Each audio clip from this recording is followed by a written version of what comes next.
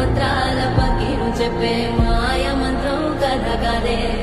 చంటోళ్లను భయపెట్టే భూచోడి కథ కదే తాత ముత్తాతమ్మల భూతాల కథ కదే విక్రమాదిత్యుడు చెప్పిన వేదాళుడి కథ కదే దీపము నుండి బియ్యం వచ్చే అల్లావుద్దీన్ కథ కదే ఇది ముడత చర్మం ముసలి చెప్పే